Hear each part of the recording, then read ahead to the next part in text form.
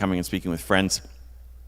And today we're going to talk about the Psalms. I think you've been going through some of the Psalms this summer, is that correct? Some of the Psalms?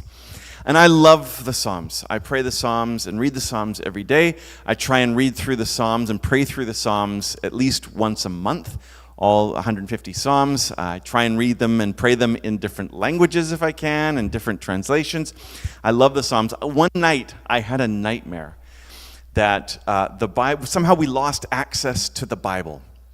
And I remember in my dream going, oh no, the Psalms! I had lost access to the Psalms, and that was the thing that really bothered me. Because the Psalms are these beautiful poems that really capture so much of human experience and human emotion. And so I love praying them through that. Sometimes you'll read and pray a psalm that just captures what you're going through in the moment. And it really is a beautiful confluence of events. But sometimes you'll read Psalms where you're like, well, that's not what I'm feeling at all. But it's still good to read that and to pray that because somebody is. And there will be a time when you probably are feeling that feeling. And there's many different genres of Psalms. There are the historical Psalms. There are Psalms of praise. There are Psalms of lament, which I've spoken on here before. There are royal psalms where it's really speaking about the king. There are messianic psalms where it's looking forward to the king to come. And then there are some psalms that, if we're honest, probably make us quite uncomfortable. They're psalms that we would not like to repeat in polite company. They're psalms that very rarely get read out in church. And I want to talk about one of those psalms today. I want to read out Psalm 137, a psalm of rage and vengeance. So Psalm 137, if we can go to the next slide, please. By the rivers of Babylon, there we sat down, and there we wept when we remembered Zion. On the willows, there we hung our harps. For there our captors asked us for songs, and our tormentors asked for mirth, saying, sing us one of the songs of Zion. How could we sing the Lord's song in a foreign land? If I forget you, O Jerusalem, let my right hand wither. Let my tongue cling to the roof of my mouth if I do not remember you, if I do not set Jerusalem above my highest joy. Now, this is a very sad psalm. But fascinatingly, this psalm has become one of the most popular psalms in modern Western pop culture. Do you know what I'm talking about? Are there any Boney M fans in the room? There's a few Boney M fans. I thought this was kind of a reggae disco kind of church. It's what it feels like from up here, is really reggae and disco. Boney M released a version of this psalm, By the Rivers of Babylon, back in 1979. And it is one of the top 10 all-time singles in the United Kingdom, which is very weird. It's very, very odd. I urge you to go home and listen to their version of this song. It was originally not written by them. It was written in 1970 by a reggae group called the Melodons. But Boney M re-released it in 1979 as kind of more of a disco-y type hit. And when I first heard this version of this psalm, Psalm 137, it was strange to my ears. It's a very strange, to me, version of the song because it is reggae and it is disco and it's kind of upbeat and it feels like it doesn't match the words of the song until you catch that it is being used as a protest song. It is actually a song originally written by the Melodons, then released by Boney M, that was defying Western oppression against the people of the Caribbean.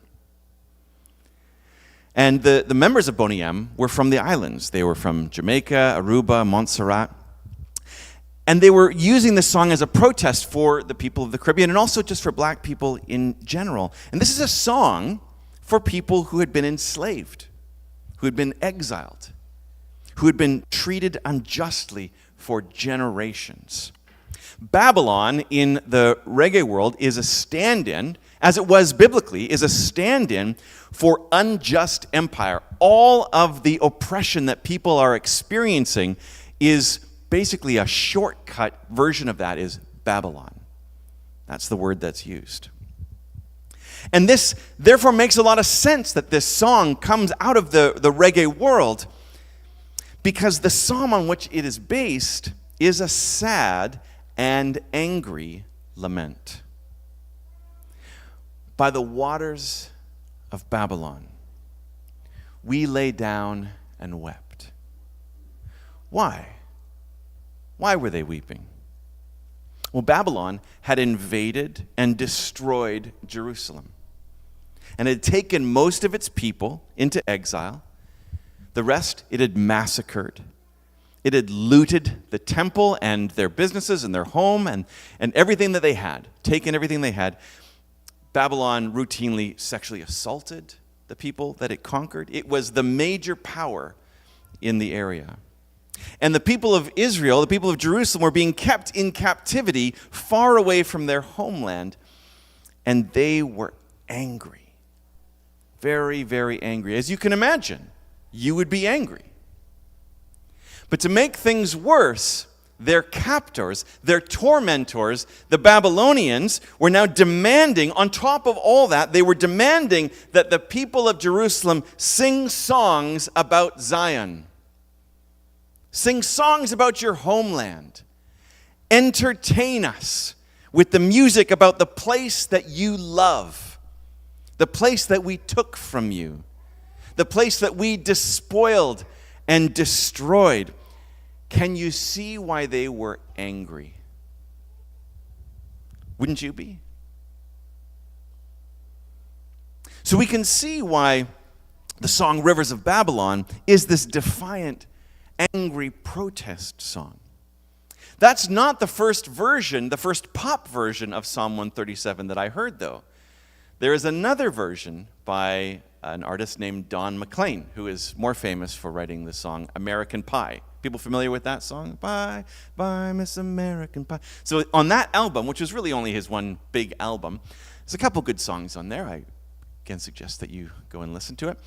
But one song really caught my attention, and it was The Waters of Babylon.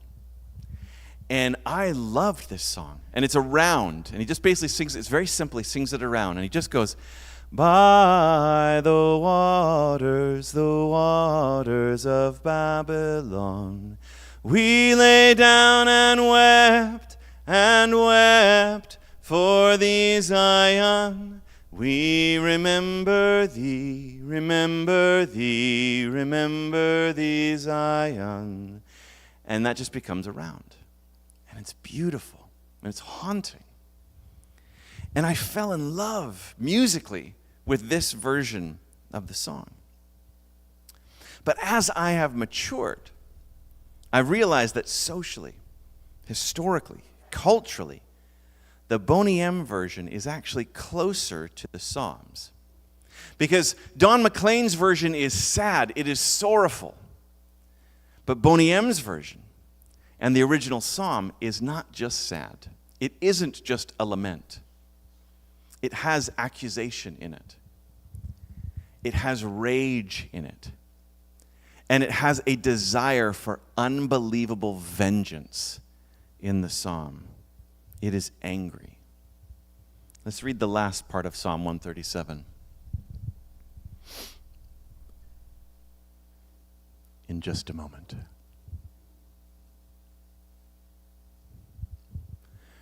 Yeah, yeah.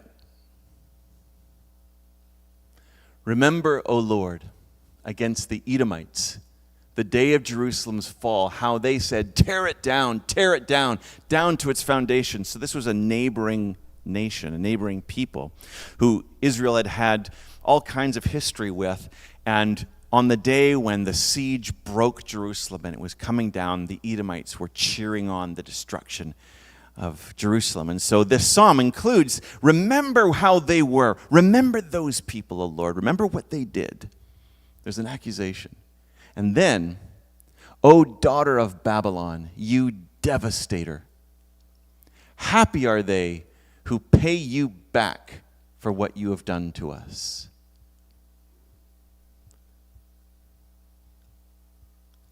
It's building the tension. Happy shall they be who take your little ones and dash them against the rock. Now, there's not a lot of songs about that. Other versions saying, happy is the one who dashes the heads of your children against the rocks.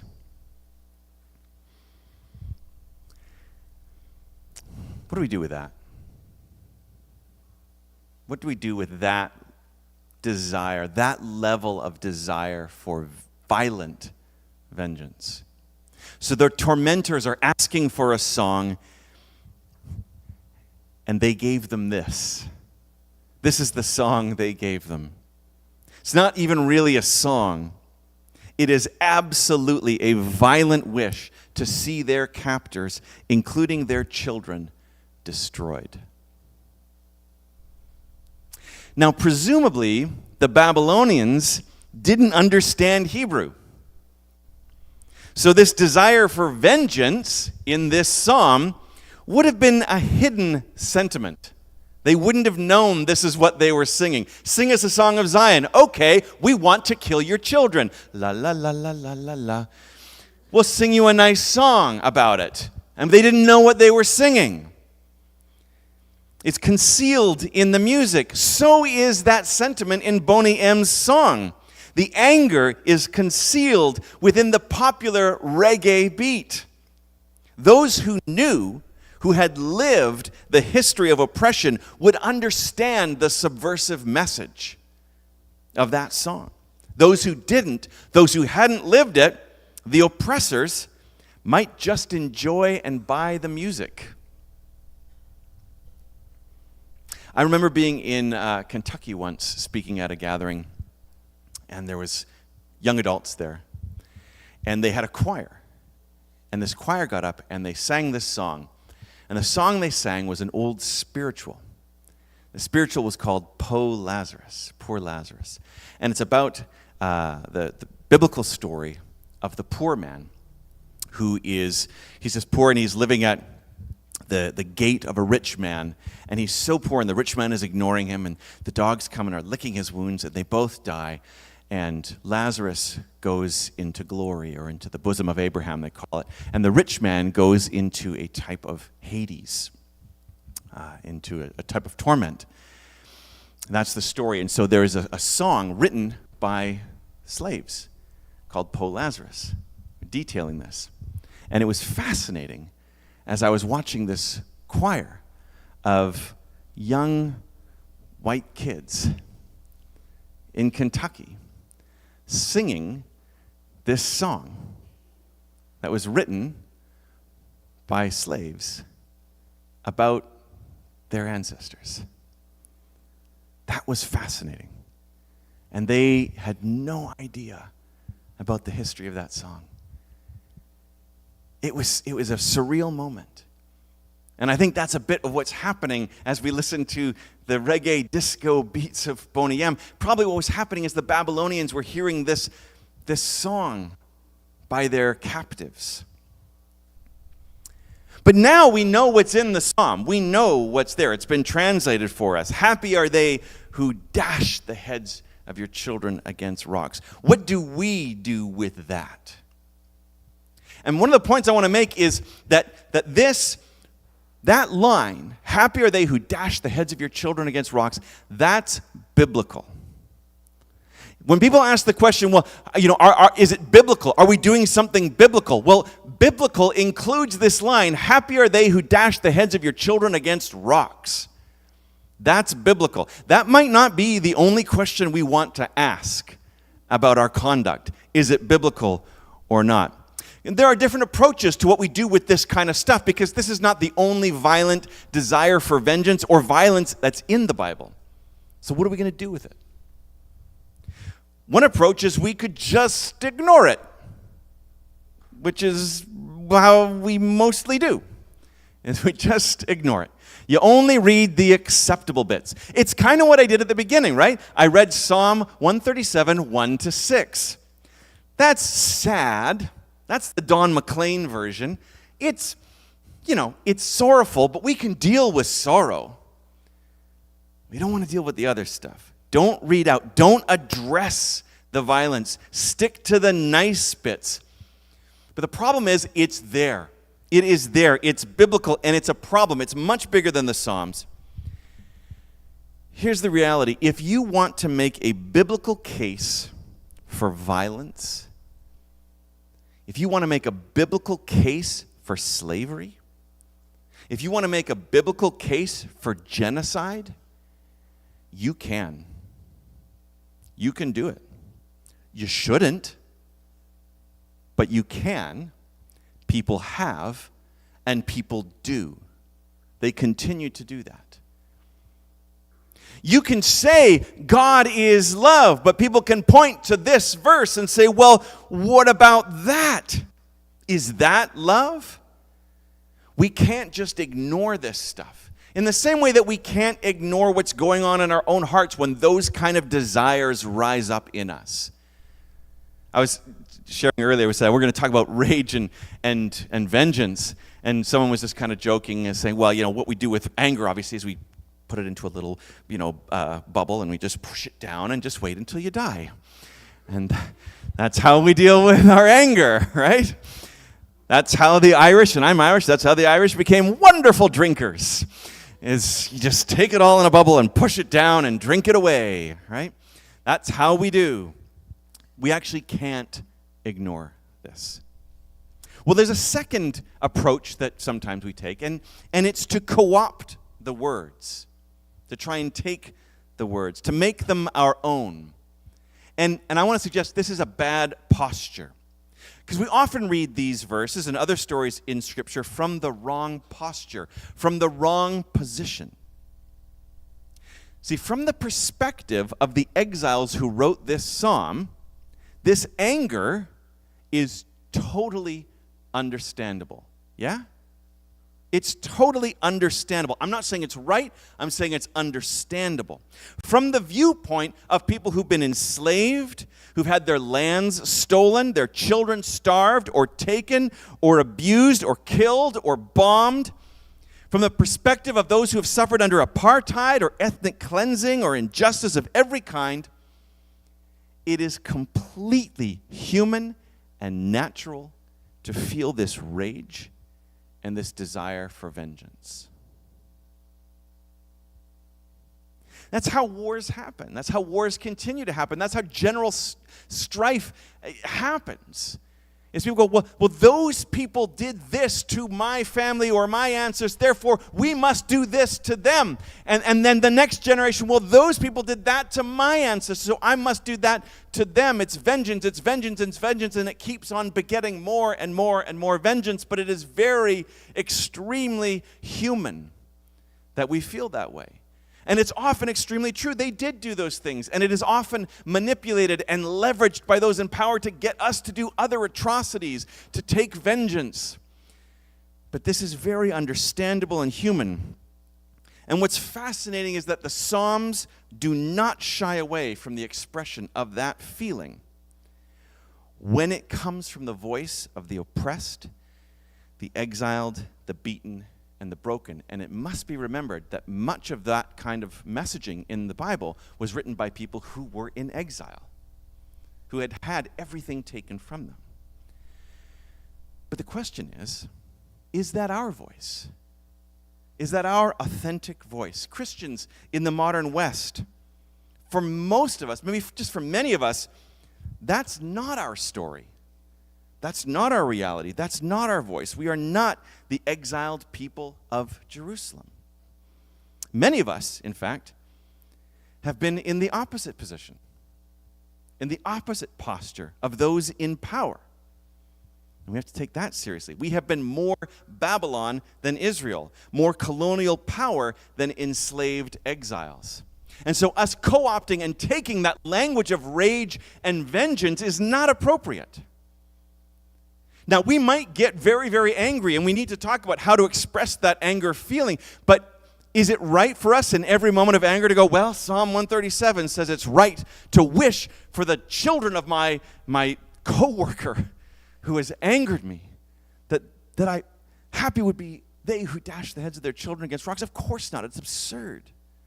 It's an absurdity. So we can't just take that. We can't co-opt that suffering, nor the suffering of others in the world today.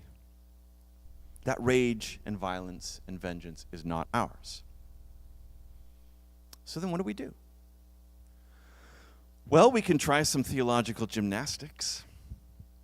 We can try that to justify vengeance. How can we explain these truly morally indefensible words?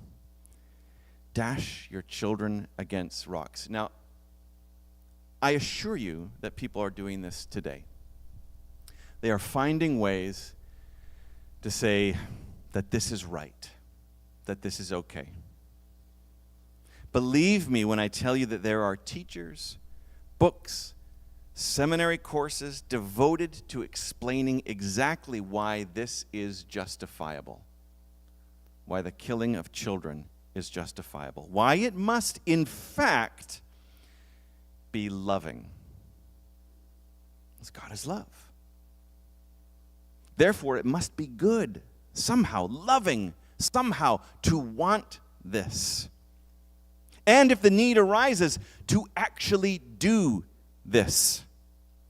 Again, slavery, genocide, killing babies. All of this gets justified.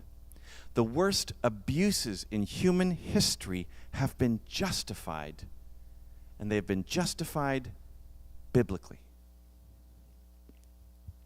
A Pew Forum in 2009 reported that 18% of North American white evangelicals said that the use of torture against suspected terrorists can often be justified. 44% of white evangelicals said it can sometimes be justified.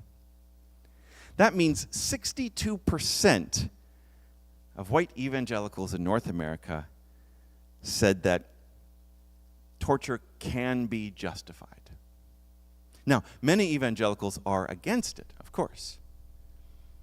But it was the only grouping of people in the entire forum that even came out with a positive result.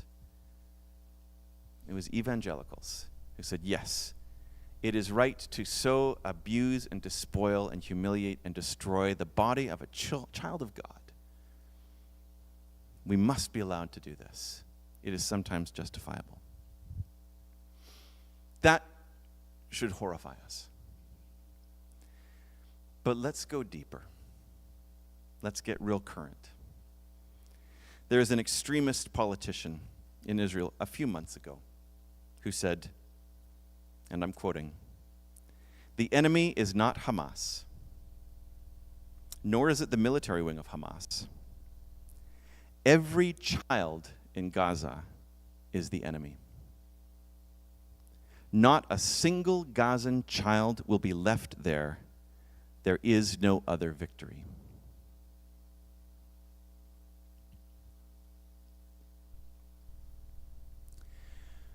Now, I know that in bringing up Israel-Palestine, I am playing hopscotch on a minefield. But should I be? When we hear something like that, in the name of Christ, can we not say, absolutely not? Can we agree that we should not justify the killing of children? Can we agree in the name of Christ that that is not right?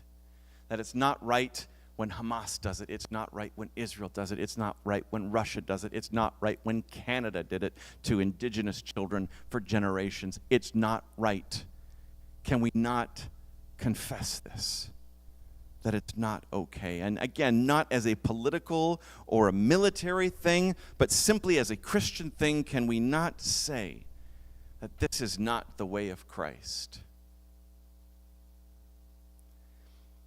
And if we do agree with that, doesn't it bring us back to an uncomfortable discussion about Psalm 137?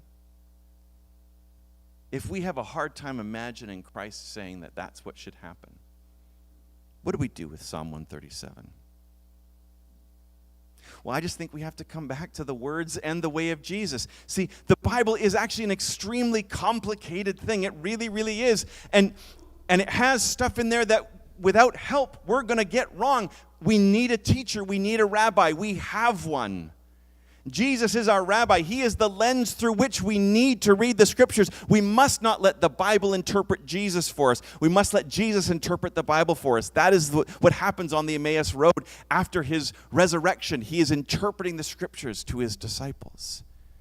Jesus is our way in. Well, what is the way of Jesus? Jesus goes way, way further than even I would necessarily go. Jesus says, instead of crushing the heads of enemies, I will offer myself to my enemies to be crushed.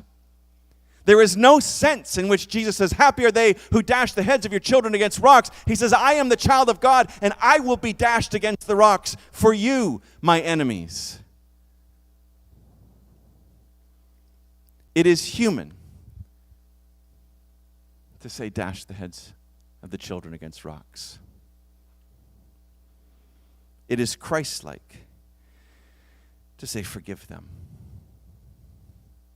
They don't know what they're doing.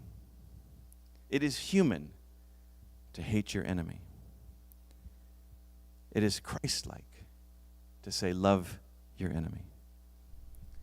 And Christ is what God is like. Now, it may very well be that in this psalm, the psalmist is writing not about actual flesh and blood children, but about the powers and the principalities, about Babylon as a system, as a nation. And its children are all the things that it's doing. May we destroy it? Okay, maybe. But we have taken that and we've turned it into flesh and blood. So what do we do with it? What do we do with this kind of anger, rage, and vengeance? First, we don't ignore it. Don't ignore it in the scriptures. Don't ignore it in yourself.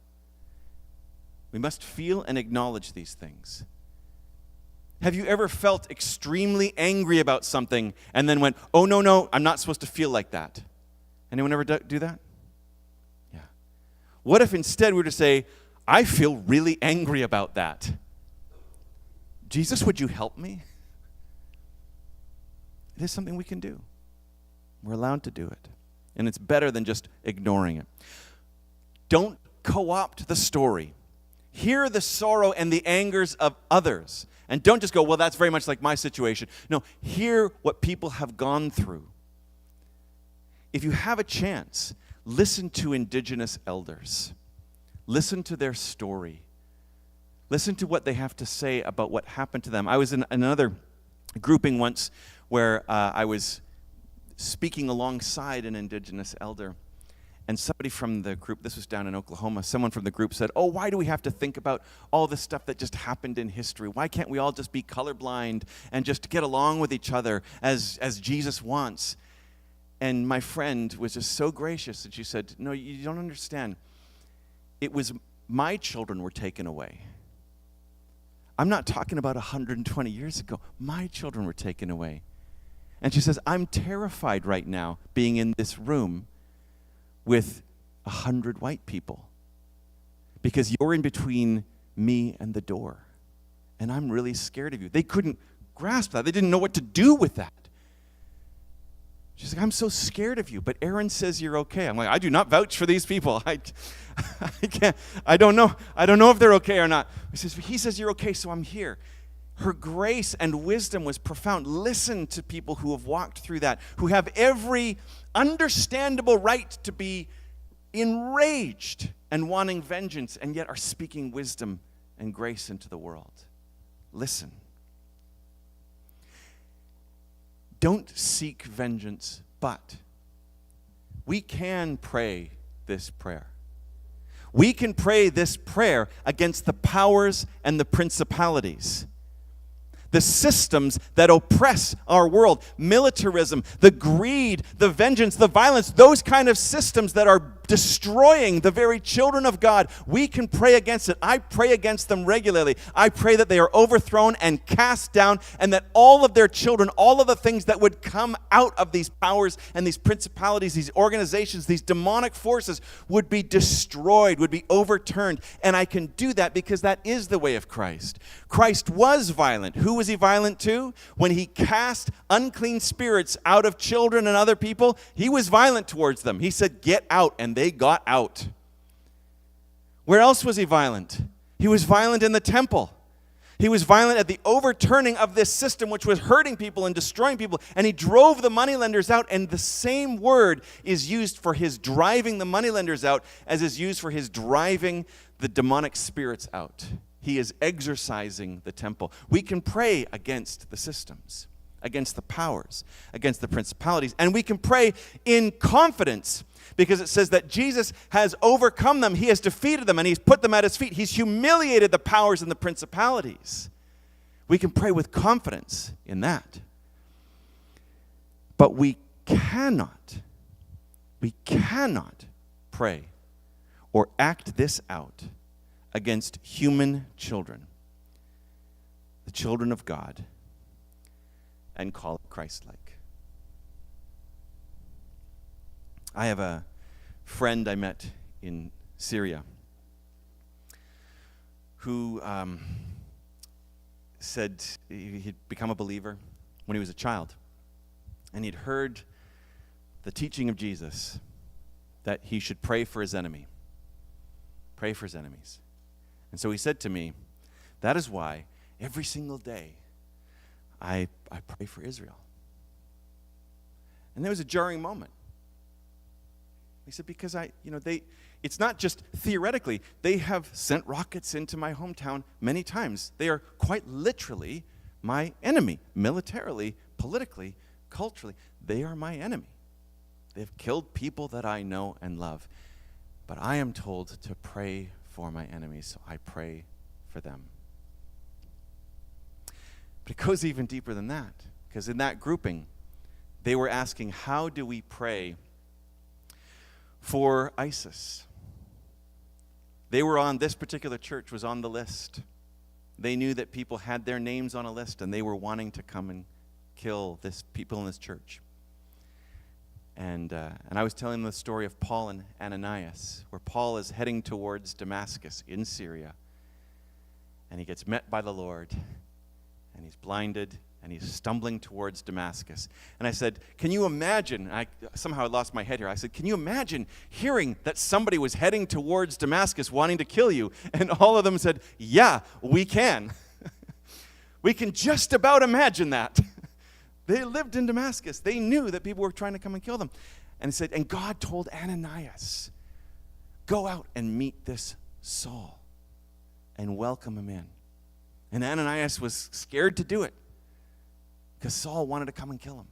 That's all he knew. But Ananias said he would. And I said, how many here, who would go and welcome? Who would go, if you were told by the Lord to go and welcome your oppressor in, who would do it? And there was silence. And then one man stood up and he said, Ana.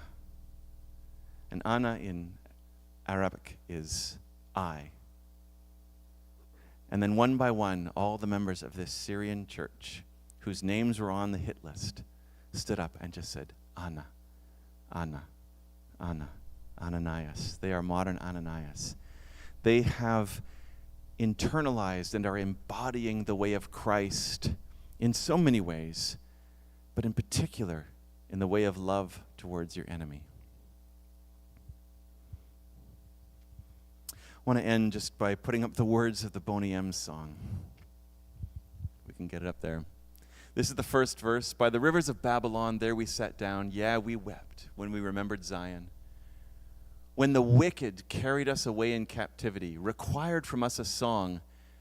Now how shall we sing the Lord's song in a strange land? That's Psalm 137. But what's fascinating is there's a second verse that's taken from Psalm 19. Let's put that up. Let the words of our mouth and the meditations of our heart be acceptable in thy sight here tonight. What if just that could be the words that flavored our rage and desire for vengeance? We can say, yeah, it's human, I'm angry, but oh Lord, may the words of my mouth and the meditations of my heart be acceptable in your sight, oh Jesus Christ, who when I was still an enemy, died for me. We're going to remember that now as we take up communion. And I'm going to read out a passage that we normally don't associate with communion. But I want us, as we receive the body and the blood of the Lord, the sacrifice that he made for us to bring reconciliation to the whole world, peace between us and God, and peace between us and our brothers and sisters, can we take it also on behalf of the children in our world today who are suffering, who don't know if they're going to eat today, who don't know if they're going to be bombed today, who do not understand and have no part in the violence of the world?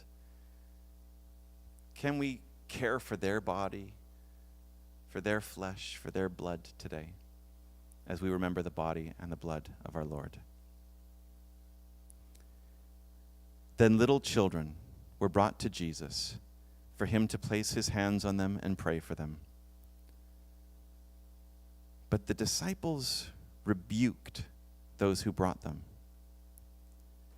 And Jesus said, "Let the little children come to me, and do not hinder them, for the kingdom of heaven belongs to such as these."